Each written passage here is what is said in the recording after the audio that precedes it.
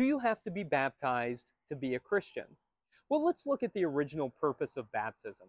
So in the first century, there was this rigid purity system that divided people into classes.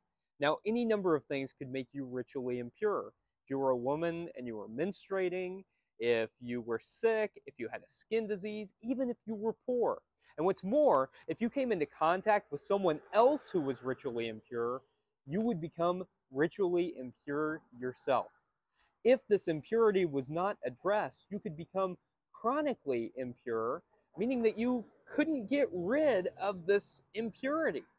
So you would want to go through this purification ritual, and there was a lot involved, but one of the steps was going to a ritual bath called a mikveh. And you would walk down these steps and submerge yourself in water and come back up, and you would be spiritually and physically clean.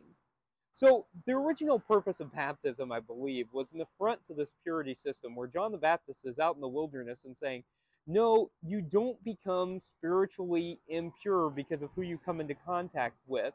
Once you are committed to the values of God, love, compassion, peace, justice, then you are spiritually purified, and it's something that only needs to happen once.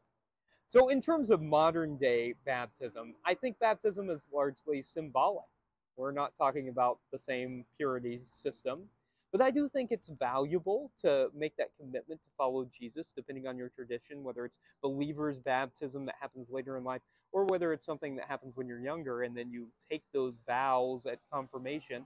I think there's something valuable in affirming a commitment to follow Jesus, but do you have to be baptized to follow Jesus? No.